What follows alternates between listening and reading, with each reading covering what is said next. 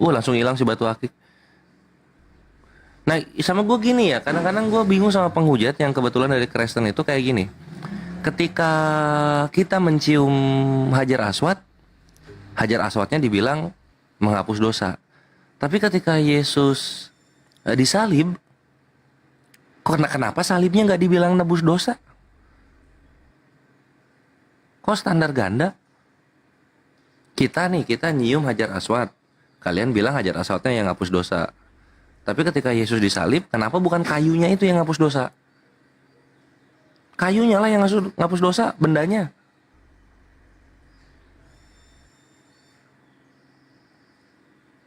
Gue bingungnya di situ, kenapa standar ganda ya? Jangan standar ganda dong. Yang lebih gue bingung lagi, Yesus balapan nggak disalib. Gimana itu, Res? Yesus Balapan nggak disalib. Yesus balapan nggak disalib. Kok ada balapannya? Dia balapan nggak, tapi disalib tuh. Disalib itu bahasa Jawa, akhirnya disalib, maksudnya diduluin. Masa gitu aja nggak ngerti sih. Parah nih Bang Jibril ini. Ngeludruk mulu ini. Kok parah Bang Jibril? Parah nih akhir kores nih.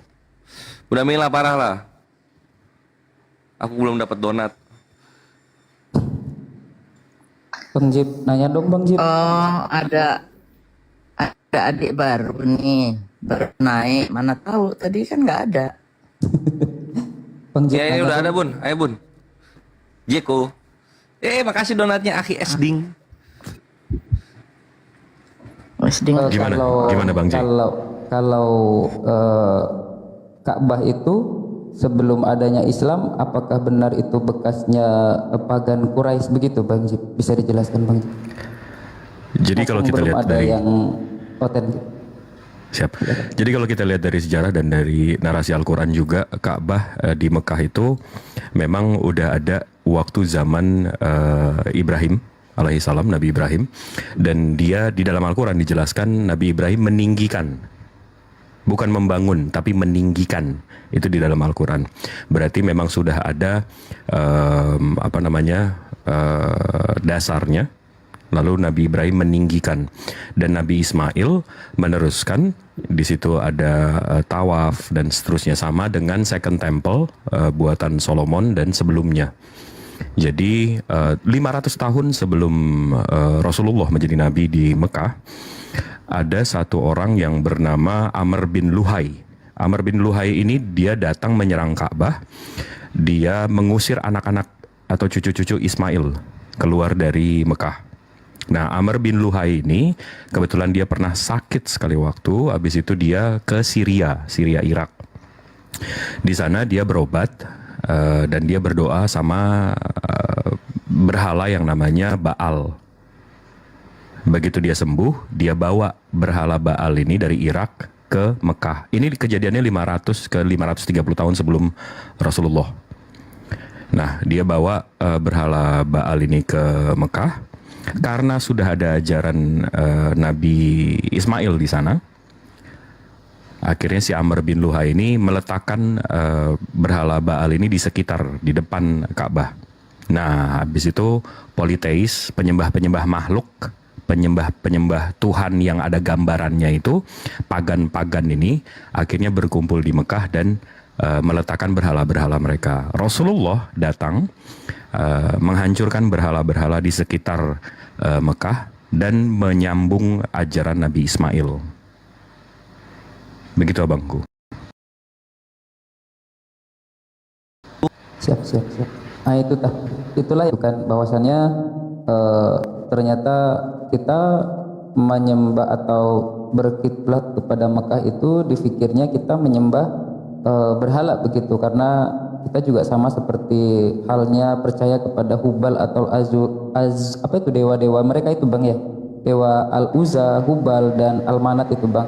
Berarti kalau dulu itu kan memang kepercayaannya politeistik ya Bang, lalu kita adalah Allah gitu ya, monoteisme gitu Bang. Jadi gimana? Jadi yang diajarkan Nabi Ibrahim alaihissalam ke Nabi Ismail alaihissalam itu monoteis. Tuhan Allah Subhanahu wa Ta'ala, pencipta langit bumi beserta isinya, nggak ada gambarannya, nggak ada berhalanya. Jadi walaupun politeis pagan-pagan Quraisy ini menyembah anak-anak Tuhan, yang di dalam Al-Quran diceritakan bahwa Alata, Al-Uzza, Al-Manat. Jadi pagan-pagan penyembah makhluk yang bergambar ini selalu menjadikan anak-anak Tuhan ini disembah, selalu. Contohnya tadi pagan Quraisy ini, dia buat anak Tuhan, anak Allah, yang dinamakan 3 itu yang diceritakan dalam Al-Quran, Al-Uzza, Al-Manat. Mereka selalu menyembah anak-anak Tuhan yang ada gambarannya.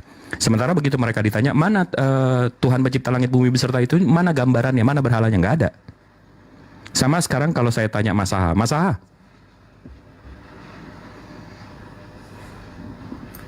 Ya, ya bang. berhala bapaknya Yesus mana berhalanya? Kan Yesus sudah ada berhalanya kan, patungnya kan? Oh, Nah, berhala bapaknya Yesus mana? nggak ada. Kenapa? Nggak tahu bang. Karena kalau bapaknya Yesus ada berhalanya, ada gambarannya, apa bedanya bapaknya Yesus dengan berhala-berhala lain? Betul nggak? Iya, iya, iya. Nah, jadi dalam hati mereka, dalam hati Masaha pun, sekalipun dia sekarang masih menyembah anak Tuhan, masih menyembah berhala, dalam hatinya dia tahu Tuhan pencipta langit bumi beserta isinya mestinya nggak ada berhalanya. Betul nggak Masaha? Betul. Nah, jelas ya, Bang Jay? Siap.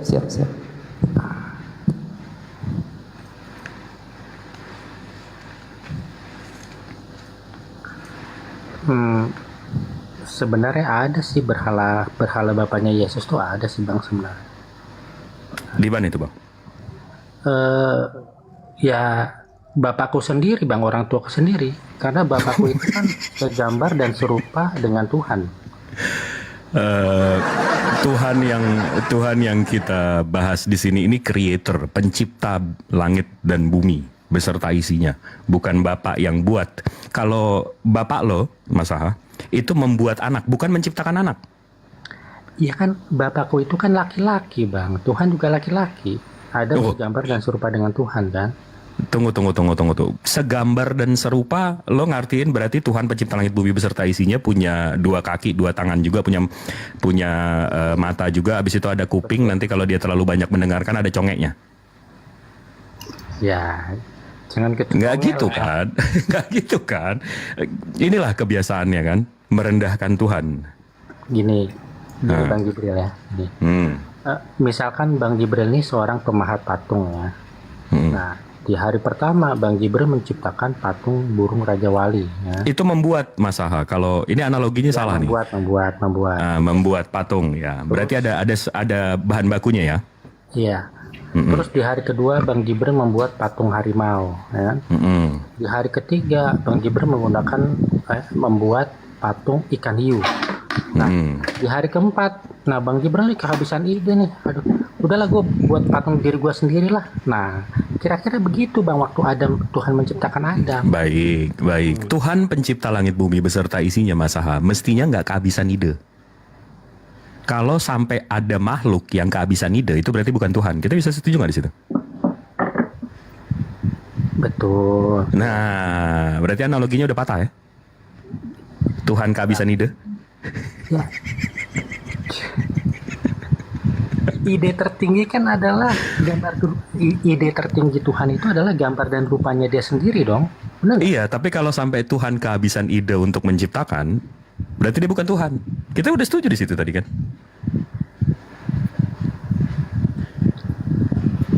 Ya, Dia bisa nyiptain dia bisa nyiptain makhluk berbentuk ular yang berenang tapi bikin listrik, namanya belut listrik. Kalau dia bisa menciptakan hal sekompleks itu, terus tiba-tiba dia bisa kehabisan ide mau nyiptain makhluk. Come on lah Mas Aha, kamu lebih cerdas dari itu.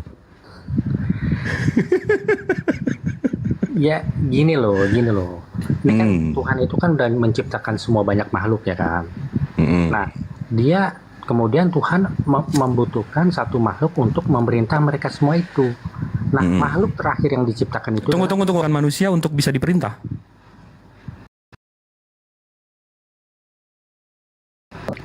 Malaikat udah entah. Kenapa perlu manusia lagi? Ini alasan Tuhan itu menciptakan manusia itu sebenarnya adalah karena Tuhan itu ingin merasakan rasanya tuh jadi orang tua bagaimana, menjadi bapak itu kayak gimana. Itu. Jadi alasan Tuhan Masaha menciptakan manusia biar dia bisa merasakan gimana jadi orang tua.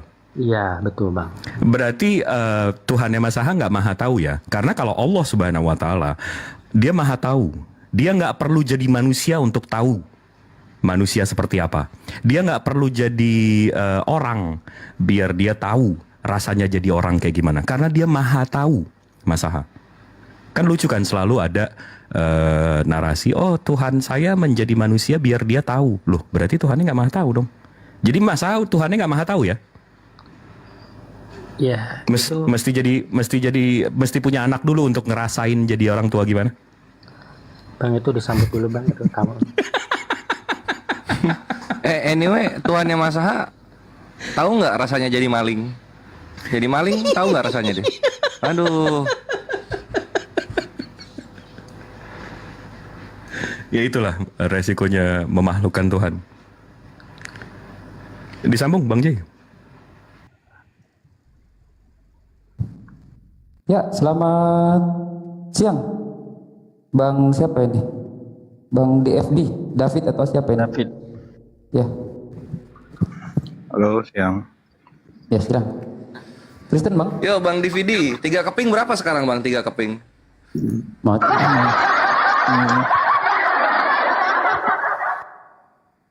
Halo.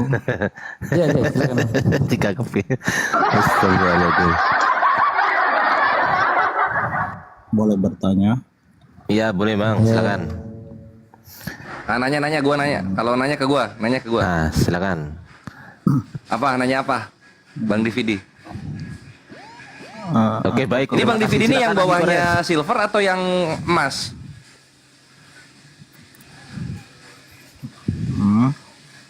Oh, ya lanjut aja.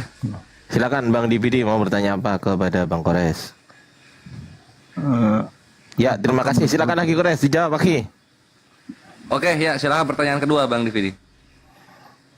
Apakah betul tertulis Allah bersalawat kepada Muhammad? Betul sekali. Jediar. Selamat datang di kebenaran. Oh, Ya, tanya lagi Bang, pertanyaan ketiga. Pertanyaan ketiga Bang, silakan. lebih tinggi, berarti lebih tinggi mana? Muhammad atau Allah? Lebih tinggi Allah karena Nabi kami meninggal, tapi Arabnya sudah Islam semua. Allah tidak mati. Al-Furqan ayat 28. Ada pertanyaan keempat, silakan Bang. Pertanyaan keempat. Kalau Allah bersalawat kepada Muhammad, kenapa Muhammad tidak dibangkitkan? Harusnya bangkit dong. Kalau bangkit itu artinya remedial jatuhnya. Ada tugas yang gagal selesai. Jadi 2 kali. Kayak Mario kan, tahu nggak Mario nyawanya banyak. Karena kalau gagal dia hidup lagi gitu. Makanya nabi-nabi yang meninggal itu udah sukses misinya gitu. Oke, pertanyaan ke-8 Bang. Silakan Bang DVD. Silakan Bang DVD. Pertanyaan ke-8. Yang susah nanyanya gitu loh. Udah 8 pertanyaan. Silakan Bang. Iya, makanya aku lebih memilih Yesus karena Bang, dia pertanyaan sudah ke-8 Bang. Bang, silakan pertanyaan ke-8. Oke. Dikit nih. Oke, Dia gitu. memilih Yesus udah di sorga. Sekarang orang Kristen yang nyembah Yesus udah di sorga siapa? Coba tunjuk satu. Sebentar, Anda mau ke sorga, Anda mengikuti yang sudah ke sorga atau yang belum ke sorga? Yang sudah di sorga orang Kristen siapa? Satu, tunjuk nama. Tunjuk nama satu. Satu orang Kristen yang menyembah Yesus sudah di sorga siapa? Tunjuk satu. Katanya keselamatan. Masa nggak ada satu nama? Tunjuk satu yang udah di sorga orang Kristen. Kita berbicara sesuai Alkitab. Loh, katanya udah selamat. Katanya Yesus di sorga artinya keselamatan. Tunjuk satu orang Kristen yang sudah di sorga. Tunjuk satu aja. Namanya siapa? Matius, Lukas gitu loh. Tunjuk satu. Kami mengikuti ajaran yang sudah. Iya. Ikut Yesus kan? Selamat kan ikut Yesus? Tunjuk satu orang Kristen yang sudah di sorga. Nama loh, nama ini loh orang Kristen yang sudah di sorga bareng dengan Yesus Kristus, anjay. Tunjuk satu siapa? Kalau kayak gitu, bolehkah saya bertanya yang sama? Woi, suara lu kayak roh ini, nggak kedengeran. Abang suaranya agak ditambahkan bang. Terlalu kecil. Berarti aku balikan juga pertanyaan. Apa? Siapa yang sudah ke surga juga kalau gitu dari Islam? Ya kan nabi kami masih meninggal. Masih meninggal nabi kami. Yesus sudah di sorga belum? Sudah. Nah, sekarang siapa orang Kristen sudah di sorga bareng Yesus? Katanya keselamat. Ya, itu rahasia Tuhan. Loh kok rahasia Tuhan? Keselamatan komen rahasia-rahasiaan. Tirai nomor berapa rahasianya? Kan tapi Yesus sudah berpesan, siapa yang mengikuti perintahnya dipercaya dan dibaptis, dia akan masuk dalam ke surga. Tapi tidak Nah, semudah siapa sekarang yang udah dibaptis percaya sama Yesus sudah di sorga? Siapa? Oh, enggak semudah itu. Dia harus. Loh gimana ini Kristen katanya keselamatan. Kok Kristennya belum ada yang di sorga? Makanya Yesus berkata, kalian menyebut aku Tuhan tidak menjamin. Makanya harus melakukan perintah. Ya kalau gitu jangan jualan Kristen. Kristennya aja sama kayak Islam belum ada yang di sorga. Ngapain Jadi jualan di mulut- Kristen? Gini, kalau konsep keselamatan kekristenan itu Iya. bukan hanya dari mulut. Bukan hanya dari mulut, tapi dari tindakan. Jadi Ya udah siapa yang tindakannya sangat Kristen sekali sudah di sorga sekarang? Siapa? Oh, Loh, kok nanti aneh gitu kalau- loh keselamatan tapi belum ada yang Nanti kalau selamat. sudah di alam yang lain baru bisa kita cari tahu itu. Kalau sudah di alam. Oh yang Yesus lain. ini caleg ya, bukan Tuhan dia ya. Oh, iya. Yesus ini gua agak bingung. Yesus ini caleg atau Tuhan ya? Kok janji-janji aja? Sebentar aku bertanya. Ada buktinya nggak sih ini keselamatan ini ada buktinya nggak sih? Sebentar aku bertanya. Bersalawat, Waduh, suaranya kayak roh lagi tenggelam. bersalawat itu Di suaranya, Bre. Bang, suaranya agak bre. Suaranya hilang, bre. Lu gimana mau selamat anjing? Speaker HP lu aja nggak selamat kayak begini gimana lu mau selamat? Jangan ditelan handphone, jangan ditelan. Ya, masuk. arti bersalawat itu apa? Memuji. Bukan berdoa. Lu berdoa ya doa bahasa Arabnya. Tapi aku cari di terjemahan Google ada berdoa juga ditulis. Ya masukin Google di belakang kitab Wahyu kalau gitu. Oh, berarti Allah bersalawat kepada Muhammad, betul ya? Betul. Emang nggak boleh bersolawat? Tuhan nggak boleh bersolawat gitu? Oke. Kenapa Muhammad tidak dibangkitkan? Ya karena udah beres misinya. Wah dia dejavu dia bre. Dia lebih spesial kan dari nabi yang lain. Harusnya dia bangkit. Ini kayak gitu loh. ini gue udah javu nih 20 menit yang lalu. Dejavu ya kita melayang-layang di permukaan air. Kita ulang ya, jangan sakit hati. Karena Nabi Muhammad misinya sudah beres. Kalau bangkit lagi artinya itu Tuhan gagal. Kayak Mario Bros, nyawanya banyak, gagal mulu itu di level 1 gitu. Panglima sudah selesai sholat, alhamdulillah. Oke. Apa pertanyaannya tadi? Diulang Bang DVD Silver, silakan. Lucu pertanyaannya itu. Apa pertanyaannya tadi, Dek? Oh, Nabi Kenapa Nabi- Muhammad spesial di hadapan Allah, harusnya Iya. dia bangkit. Oke. Yesus kan bangkit. Oke, saya jawab. Saya jawab ya. Guru aku duhur ya. Mengikuti Iya, yang silakan. mana gitu. Iya, saya jawab ya. Saya jawab. Yesus mengatakan, tidak banyak lagi aku berkata-kata dengan kamu sebab penguasa dunia ini datang dan ia tidak berkuasa sedikit pun atas diriku.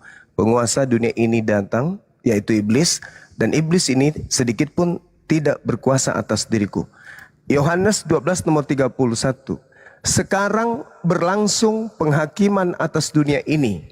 Sekarang penguasa dunia ini akan dilemparkan keluar. Pertanyaan saya. Sekarang itu dilemparkan keluar. Apa yang dilemparkan keluar dan dari mana dilemparkan? Jawab. Enggak, pertanyaan saya tadi itu, Bang. Ya ini jawabannya. Kenapa Nabi Muhammad tidak dikeluarkan, tidak dilemparkan dari kuburan? Karena penguasa dunia itu dilemparkan keluar dari alam maut di abad pertama. Jadi yang Anda sangka bangkit keluar dari kubur itu penyelamat. Padahal kata Yesus, yang dikeluarkan dari alam perut bumi itu adalah penguasa dunia, iblis. Saya ulang lagi, Yesus berkata, sekarang berlangsung penghakiman atas dunia ini, sekarang juga penguasa dunia ini, yaitu iblis, akan dilemparkan keluar. Dilemparkan keluar sekarang. Abad pertama, bukan abad ke-7. Jadi yang dilemparkan keluar dari dunia orang mati itu siapa? Nabi Muhammad atau yang Anda sebut Yesus? Jawab. Itu di ayat di kitab mana itu, Bang? Oh, iya. Yohanes 12 nomor 31. Nih, tak kasih kamu kisi-kisi ya. Yang dilemparkan masuk ke dalam alam orang mati yaitu iblis. Tertulis di Yesaya 14 nomor 12 sampai nomor 15.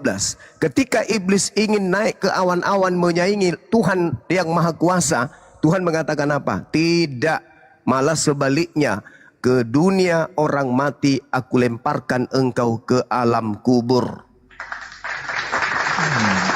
Berarti iblis dari zaman Yesaya, dari zaman sebelum Yesus datang, iblis dilemparkan ke dalam kubur. Jadi iblis ada di dalam kubur. Ketika kemudian Anda bertanya, kenapa bukan Nabi Muhammad yang bangkit keluar dari kubur? Karena yang keluar dari kubur itu penguasa alam maut, penguasa gelap, yaitu iblis. Maka kata Yesus, sekarang penguasa dunia itu akan dilemparkan keluar. Jadi akan ada iblis keluar dari mana? Dari kubur. Pertanyaan saya, apakah ada yang keluar kubur dari alam kubur pada zaman abad pertama? Karena Yesus berkata bahwa penguasa dunia dilemparkan keluar. Penguasa dunia itu iblis, dilemparkan keluar. Iblis itu tempatnya di alam orang mati, di alam kubur. Siapa yang keluar dari kubur? Nabi Muhammad kah? Atau yang kau sembah hari ini? Jawab.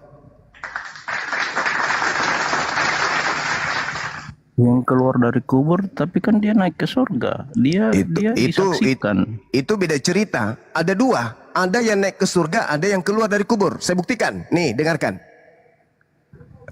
Kisah Para Rasul 2 nomor 29 sampai nomor 36.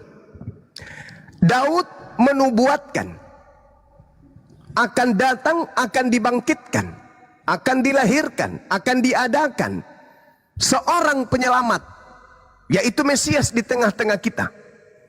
Ciri-ciri Mesias itu kata Daud, ini Petrus yang berkhotbah. Pertama, dia tidak ditinggalkan di kuburan. Satu. Kedua, jasadnya tidak mengalami kematian. Ketiga, dia diangkat ke langit oleh tangan kanan Tuhan. Itu ciri-ciri Mesias yang datang untuk Bani Israel. Nah, baca nomor 36-nya. Ketika kemudian Yesus yang terangkat ke langit ini, jasadnya tidak ditinggal di kubur, jasadnya tidak mengalami kematian, maka siapa yang di data nomor 36 yang Petrus katakan, jadi seluruh orang Israel harus tahu bahwa anak manusia yang kau telah salibkan itu telah dijadikan menjadi Tuhan dan Kristus untuk kalian angkatan jahat. Ada dua toh? Satu terangkat langsung oleh tangan kanan Tuhan, mayat jasadnya tidak mengalami kematian dan dia tidak tinggal di kubur. Dan yang satu ada yang keluar dari kubur, yang dilemparkan dari kubur menjadi Tuhan, menjadi Kristus bagi angkatan jahat. Sampai sini paham bahwa yang kau sembah itu adalah oknum lain. Yang kau sembah itu adalah yang ada di Yesaya 14 nomor 15 yang dilemparkan ke dia orang mati. Apa pembenar pembenaran daripada pernyataan saya. Lihat Matius 12 nomor 38 sampai nomor 40. Angkatan jahat ini minta satu tanda dan tidak akan diberikan satu tanda apapun selain tanda Yunus. Sebab anak manusia akan berada dalam perut bumi 3 hari 3 malam. Berarti hari ketiga keluar dari perut bumi. Itu tanda untuk siapa? Angkatan jahat. Siapa yang keluar dari perut bumi? Iblis. Siapa penguasa dunia? Iblis. Kapan itu terjadi? Sekarang. Kapan itu sekarang? Abad pertama. Jadi jangan sekali lagi kau ulang bertanya, kenapa bukan Nabi Muhammad yang keluar dari kubur? Karena Nabi Muhammad bukan iblis. Kenapa Yesus yang keluar dari kubur? Karena iblis memakai nama Yesus untuk menyesatkan Kristen. Oke. Anda memakai ayat yang lain di dalam Alkitab, sedangkan ayat yang lain juga Anda tidak mau akui. Saudara. Bukan berarti ayat yang tadi menggugurkan keilahian Yesus. Oke. Ya? Sekarang Ayat-ayat yang lain Anda tidak mau kutip yang Baik. mengatakan dia Tuhan itu. Baik, tolong Anda tunjukkan kepada saya di mana Yesus sebelum adanya oknum mengaku-ngaku Yesus keluar dari kubur kalau Yesus itu adalah ilahi. Tunjukkan. Satu aja. Kalau ada berarti saya salah. Silakan. Banyak ayatnya Yesus Satu aja. menunjukkan dia Satu aja. Ketika dia mengajar ke Bani Israel, ia mengatakan dia ilahi. Atau ada unsur keilahian di situ. Satu aja. Kalau ada, saya turun sekarang. Saya berhenti jadi apologet Islam. Tunjukkan. Di Yohanes 10 itu. Yohanes 10 nomor? Yohanes 10? Yohanes mulai dari 28 sampai ke bawah, mulai dari 28. Endingnya di mana? Endingnya di 34 sampai 36. Apa kata Yesus ketika dia dituduh menyamakan dirinya dengan Tuhan? Apa kata Yesus? Sebentar. Silakan. Di saat dialog itu, saat Yesus mengatakan aku dan Bapa adalah satu, orang-orang rabi-rabi Yahudi waktu itu sudah mengerti apa yang dikatakan Yesus itu. Dia menyamakan diri dengan Allah. Berarti dia itu menunjukkan dia itu siapa gitu loh. Dia menyamakan dirinya. Yesus bisu nggak ketika dia? Yesus bisu nggak ketika dia difitnah seperti itu? Dia membantah, dia klarifikasi. Apa kata dia? Baca nomor 34. Hei orang-orang Israel, bukankah telah dikatakan di dalam kitab Tauratmu, apapun yang diserahi tugas untuk mengaku Allah dan ketetapan. Yesus juga mengatakan di dalam Yohanes 3 nomor 34 bahwa barang siapa yang diutus untuk menyampaikan firman Allah, maka dia seluruhnya penuh dengan roh Allah. Makanya dia mengatakan firman yang kau dengar dari mulutku bukan dari aku tetapi dari Bapa yang telah mengutus aku. Pekerjaan yang kau lihat aku kerjakan itu bukan pekerjaan dari aku tapi dari Bapa yang telah memperlihatkan pekerjaan apa yang harus aku kerjakan. Baca di Petrus 2, Kisah Para Rasul 2. Petrus mengatakan apa di nomor 22? Hai orang-orang Israel, dengarkanlah. Yang aku maksud ini adalah Yesus Kristus dari Nazaret, seorang manusia perantara yang ditentukan oleh Elohim untuk melakukan mukjizat tanda-tanda kekuatan yang dilakukan oleh Elohim. Melalui perantaraan Yesus. Apa? Sedangkan membangkitkan saja bukan Yesus tapi Elohim melalui perantaraan Yesus. Apalagi kalau cuma berkata aku dan Bapa adalah satu. Jadi tak ada satupun dalil ketika Yesus mengajar membuktikan dia Tuhan, tak ada.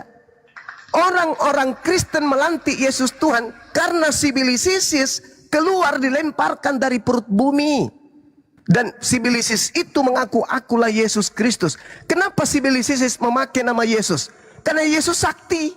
Kalau memakai nama Yudas, kalau memakai nama Filipus, kalau memakai nama yang lain, siapa yang memenuhankan dia? Makanya Yesus menasihatkan Bani Israel, waspadalah kepada setan yang datang kepadamu memakai namaku dan berkata akulah Kristus. Jangan kamu percaya. Mereka akan menyesatkan banyak orang. Iblisnya datang memakai nama siapa?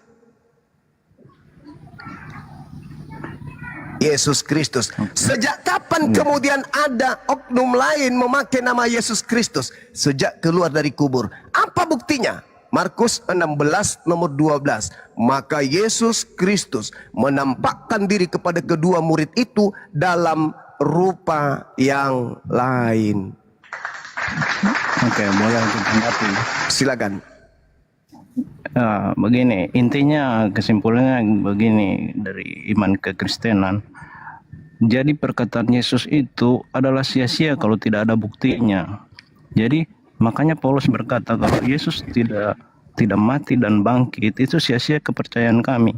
Makanya itu kalau cuma berani mengomong, oh saya juga bisa berkata saya Tuhan, saya gini, tapi mana buktinya? Akhirnya Yesus itu membuktikan itu pamungkas terakhir ya, supaya orang itu percaya. Dia mengalahkan maut gitu loh. Nggak ada manusia yang bisa mengalahkan maut. Itu aja kesimpulannya. Oke. Saudara lupa ada banyak orang yang bisa mengalahkan maut. Tak ajarin sama saudara. Banyak orang yang kemudian bangkit. Ya, bahwasanya apa yang dibangkitkan oleh Lazarus juga bangkit. Bangkit juga Lazarus kan? Debata juga bangkit juga kan? Jadi bukan hanya Yesus itu yang bangkit. Banyak orang yang bangkit. Bukan hanya Yesus. Contoh, di Ibrani 11, sabar dulu. Di Ibrani 11, nomor 35. Ibu-ibu telah menerima kembali orang-orangnya yang telah mati, sebab dibangkitkan. Oke? Ibrani 11 nomor 5. Karena Imam Henok terangkat, supaya ia tidak mengalami kematian. Dan ia telah ditemukan, karena Allah telah mengangkatnya. Allah telah membangkitkan. Sebab sebelum ia terangkat, ia memperoleh kesaksian bahwa ia berkenan kepada Elohim. Banyak orang yang keluar, bangkit. Anda lihat kemudian orang-orang kudus ketika keluar dari kubur berjalan ke Yerusalem. Jadi itu bukan alasan untuk menuhankan. Sabar. Anda mengatakan 1 Korintus 15 nomor 17. Bahwasanya sia-sialah tanpa kebangkitan, maka sia-sialah kepercayaanmu dan kamu akan tetap hidup di dalam dosa. Sekarang yang dijual Paulus di sini bukan anak Maria. Yang dijual oleh Paulus di sini adalah sosok yang keluar dari kubur. Tidak ada Paulus menjual Yesus anak Maria. Yesus kemudian begini, itu nggak ada. Yesusnya dijual saat keluar dari kubur. Itu jualan Paulus. Sedangkan Yesusnya berkata yang keluar dari kubur itu adalah iblis. Sekarang berlangsung penghakiman atas dunia ini. Sekarang juga penguasa dunia ini akan dilemparkan keluar. Wajar dong kalau Paulus mengatakan Yesus itu Tuhan, Yesus itu Tuhan, Yesus itu Tuhan. Ya wajar, penguasa dunia coy. Tapi penguasa dunia itu memakai nama Yesus Kristus. Kenapa dia tidak mengatakan nanti akan berlangsung penghakiman dunia? Dan nanti juga penguasa dunia ini akan dilemparkan keluar.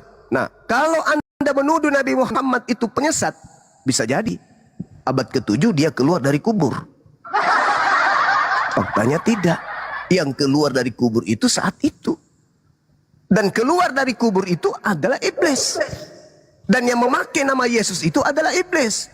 Dan yang dikatakan kemudian menyesatkan banyak orang itu adalah iblis. Lagi-lagi Yesus mengatakan iblis ketika datang memakai namaku. Ayo, siapa yang keluar yang dilemparkan dari perut bumi? Nabi Muhammad atau yang mengaku Yesus? Yesus kan yang Anda banggakan. Jadi apa dia setelah dia keluar dari perut bumi? Untuk kalian, jadi Tuhan kan? Siapa yang Anda tuhankan? Sedangkan Yesus yang asli mengajarkan menyembah kepada siapa? Elohim. Sedangkan ketika ada keluar dari kubur, dia mengajarkan menyembah kepada siapa? Kepada dirinya. Ada enggak Yesus yang asli mengajarkan menyembah kepada dirinya? Ada enggak Yesus yang asli mengatakan aku diutus untuk kepada seluruh bangsa-bangsa? Ada enggak? Matius 15 nomor 24, aku diutus hanya kepada domba yang sesat dari Bani Israel. Ada enggak Yesus kemudian mengajarkan untuk makan babi? untuk ibadah minggu, untuk jangan bersunat, untuk merasulkan Paulus, untuk mengkitabkan surah-surah Paulus. Ada enggak? Enggak ada. Ada enggak Yesus mengajarkan kemudian untuk menuhankan dirinya, untuk mengibadahi dirinya, menghambakan diri kepadanya? Ada enggak Yesus mengajarkan ibadah minggu di gereja? Ada enggak? Enggak ada.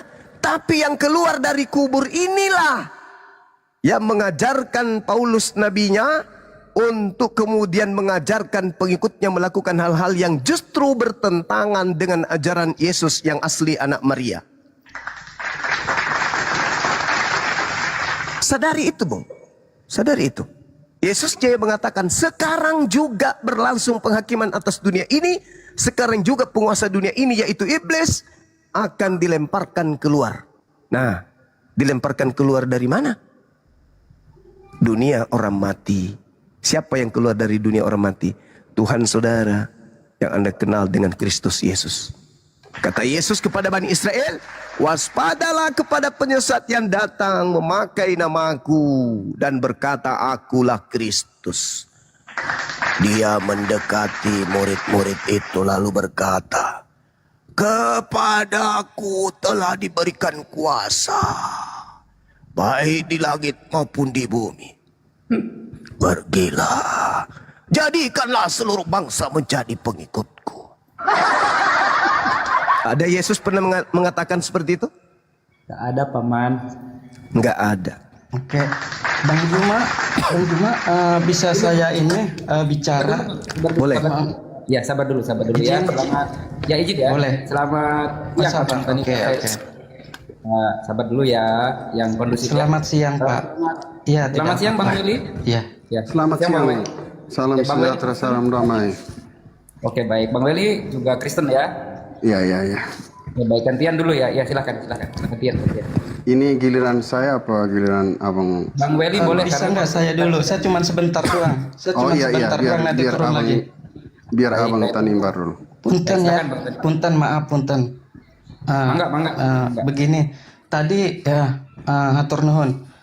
Bang Juma tadi mengatakan bahwa selain dari Yesus yang bisa mengalahkan maut itu ada beberapa seperti Yesus, seperti Lazarus, Henok, Elia kan. Nah, ini ada perbedaan.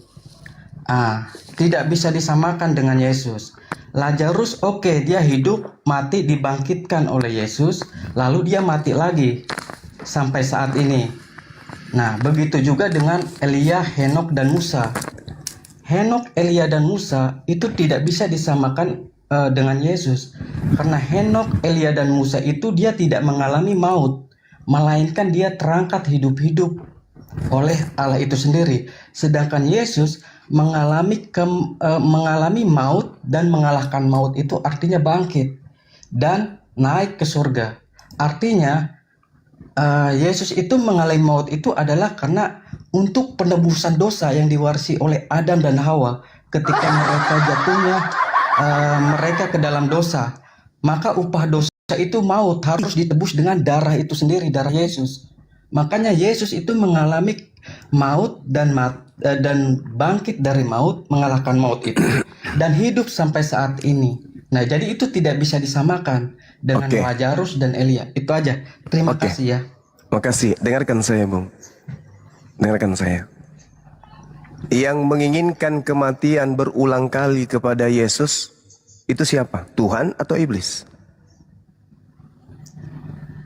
Itu karena bukan karena. Yang menginginkan terjadinya upaya pembunuhan terhadap Yesus ini Tuhan atau iblis?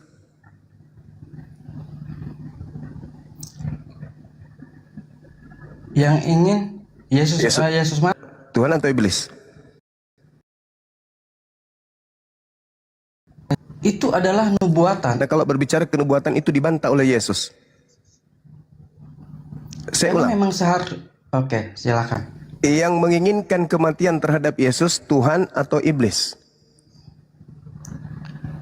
Kematian Yesus di kayu salib itu adalah buah dari dosa yang Adam wariskan kepada keturunannya. Berarti kalau seandainya Adam tidak melanggar apa yang dilarang Tuhan ketika makan buah yang dilarang oleh Tuhan, ya. Manusia itu kekal, tidak akan mengalami maut karena dosa Adam itulah, maka penebus harus ada penebus, yaitu Oke. Yesus itu sendiri. Oke. Bisa paham Oke. ya? Oke, Saya itu sangat aja. paham. Saya sangat paham. Berarti berarti iblis mau agar manusia selamat. Iblis tidak menginginkan manusia selamat. Terus kenapa Kenyataannya, dia iblis- menyerahkan Yesus? Kalau Yesus mati, manusia selamat. Kalau Yesus iblis tidak kalau, iblis. Oke, silakan, maaf, silakan. kalau kalau Yesus mati, manusia selamat. Kalau Yesus tidak mati, manusia tidak selamat. Kenapa iblis mau Yesus mati? Artinya iblis mau manusia selamat. Betul? Yesus tidak menginginkan Yesus mati itu karena buah dari dosa yang diperbuat oleh Adam ketika mereka jatuhnya ke dalam dosa di Taman Eden. Kalau seandainya Adam dan Hawa itu tidak jatuh ke dalam dosa, tidak melanggar apa yang dilarang Tuhan, ya, penebusan itu tidak akan ada. Oke. Karena ini adalah karena ini adalah buah dari dosa yang diwarisi Adam kepada kita manusia Oke. keturunannya. Iblis- Maka upah dosa itu adalah maut. Dan Oke. bagaimana? Oke. Jadi iblis itu tidak menginginkan Yesus, itu bukan itu. Artinya iblis itu hanya ingin menyesatkan manusia. Oke. Berhasil nggak iblis menyesatkan Adam? Berhasil. Berhasil. Setelah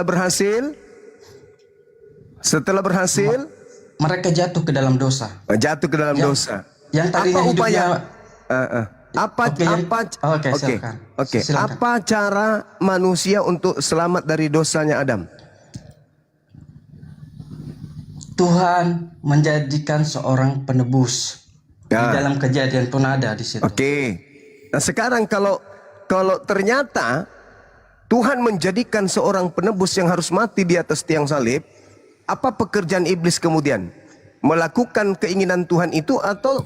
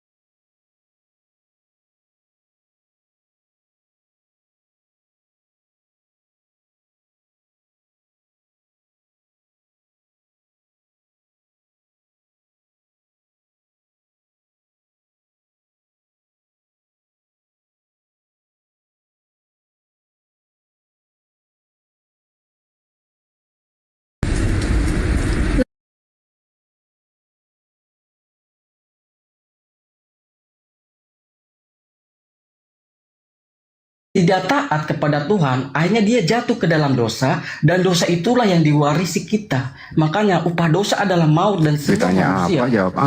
Itu Iya, entah kemana-mana itu perginya. sebentar. Cara Upah dosa Yesus itu maut. menebus Makanya dosa. semua Cara manusia itu pasti Yesus mengalami menebus.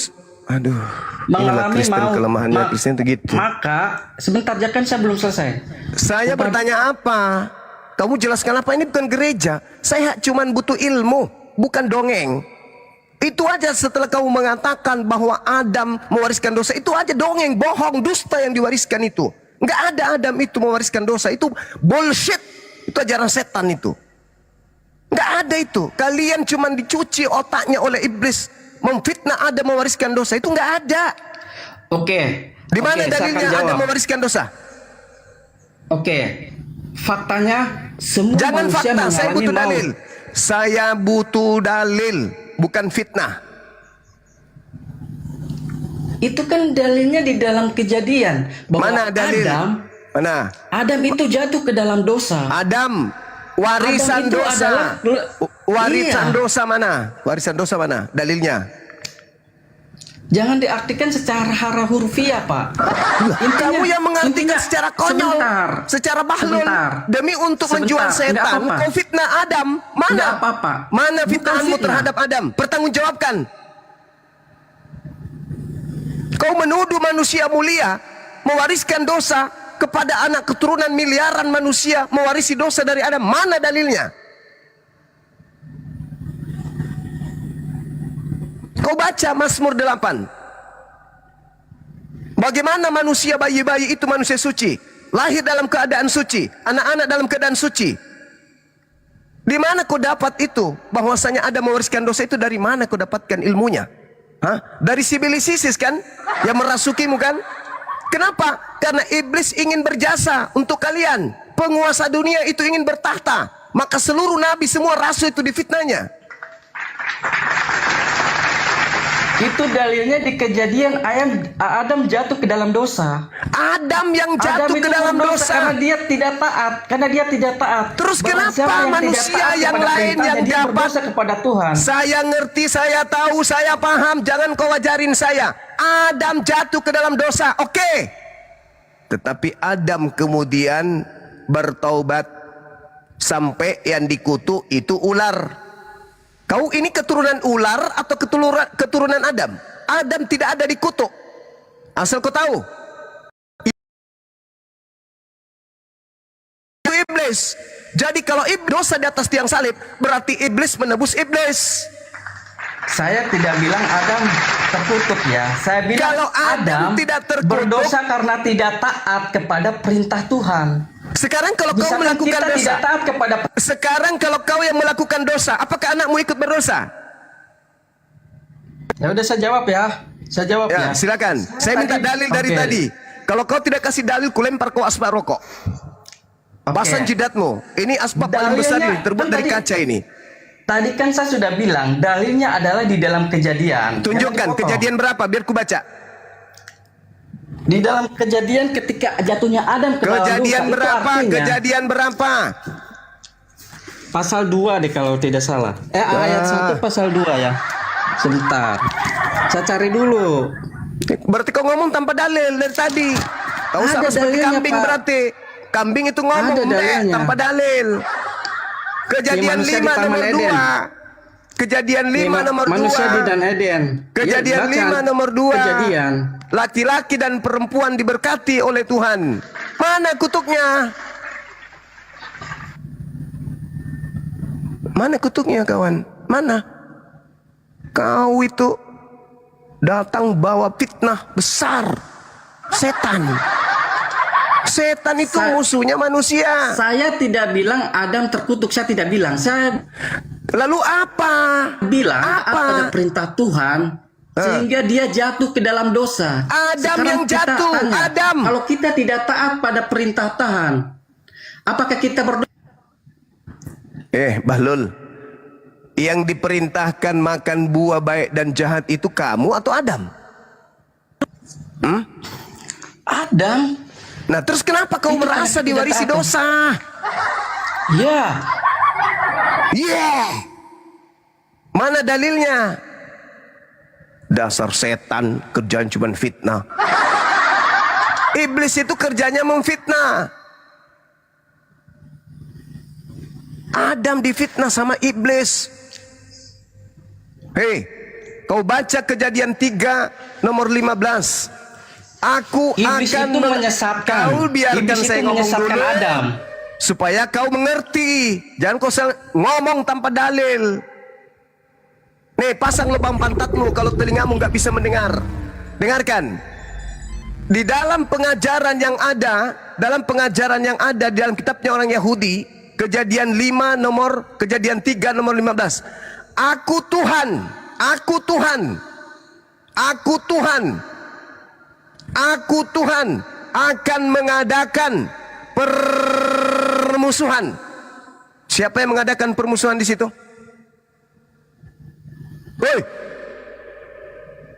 Saya di mute, soalnya di mute terus. Saya di mute Siapa terus. yang mengadakan permusuhan di situ? Permusuhan antara keturunan Adam dan keturunan ular. Yang mengadakan permusuhan siapa? Ngerti bahasa Indonesia ini orang ini. Woi. Iya. Yang mengadakan permusuhan siapa? Ya iblis, manusia dan keturunan ular. Aku akan mengadakan permusuhan. Siapa aku di situ?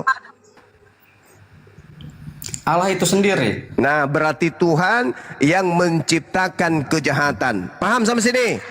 Oh tidak, Tuhan tidak pernah menciptakan kejahatan. Dan tadi itu aku akan Iblislah mengadakan. yang memberontak. Aku akan mengadakan.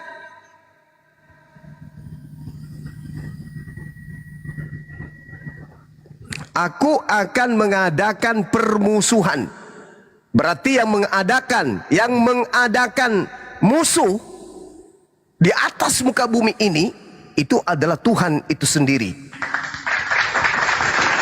Kau baca Yesaya 45 nomor 7. Akulah Tuhan yang menciptakan kejahatan.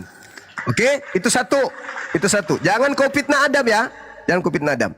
Kemudian Tuhan mengatakan, aku akan mengadakan permusuhan antara keturunan Adam dan keturunan iblis. Ingat itu. Sekarang keturunan ular.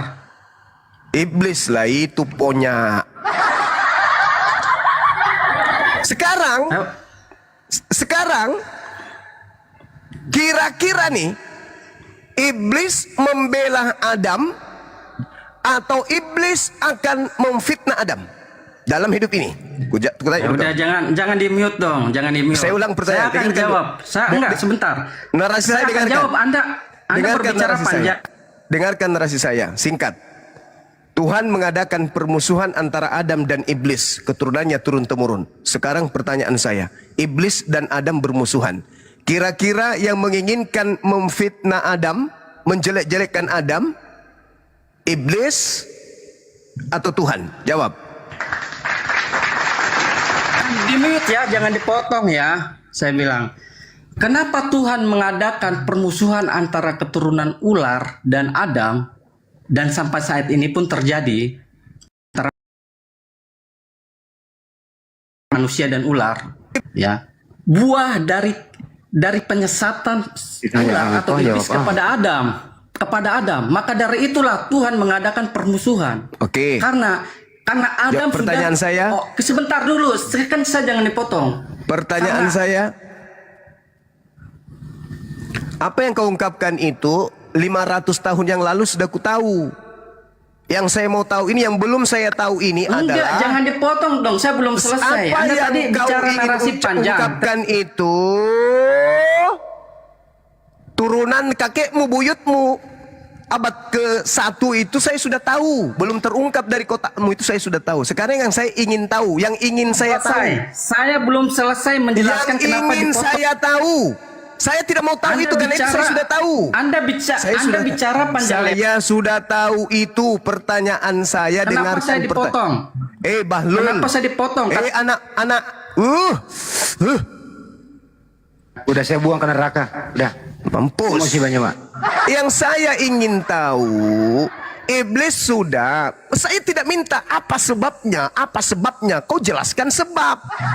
Saya tidak mau tahu itu. Hai, emakmu belum ditidur sama suaminya. Saya sudah tahu itu. Apa yang menyebabkan? Udah tahu. Yang saya ingin tahu, dengarkan. Apa upaya iblis setelah dia kemudian ditakdirkan, ditetapkan bermusuhan kepada Adam, memfitnah Adam, menghinakan Adam, atau memuliakan Adam?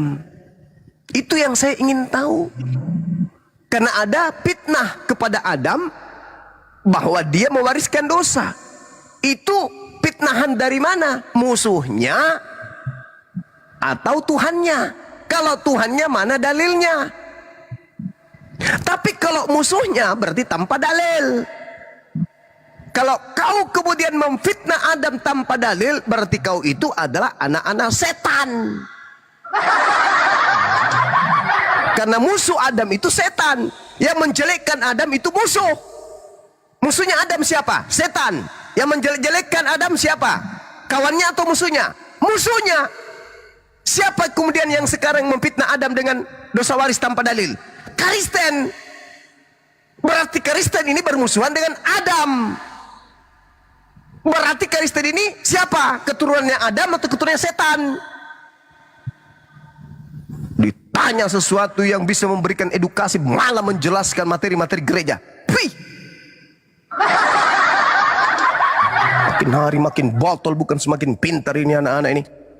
Bang Ade, Bang Ade, Ya. panggil kepala sekolah, saya tidak mau tahu. Besok anak-anak itu keluarkan dari sekolah ini. Malah saya lihat. Sudah saya keluarkan. Ya. Guru BP juga tanya.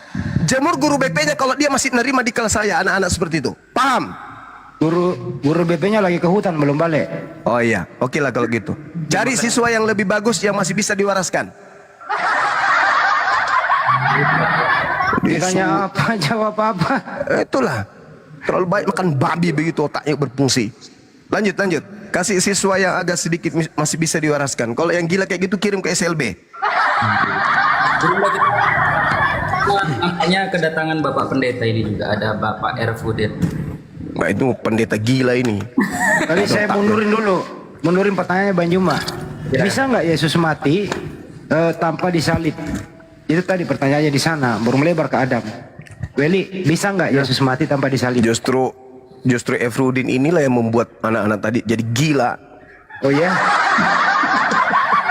Sok paten buka kameranya pakai isolasi bening. Enggak banyak. HP-nya itu HP Nokia 3310 direkondisi. Oh, terbuat dari kayu dong.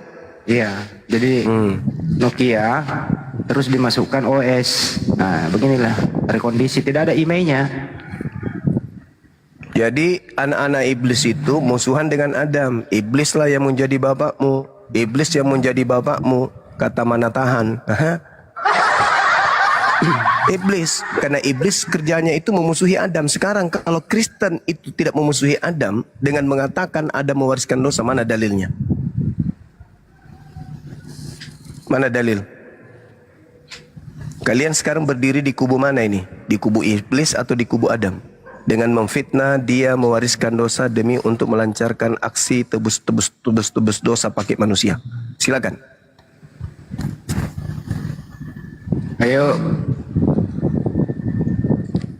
pendeta, Anda berdiri di kubu mana ini? Kubu Adam apa kubu iblis?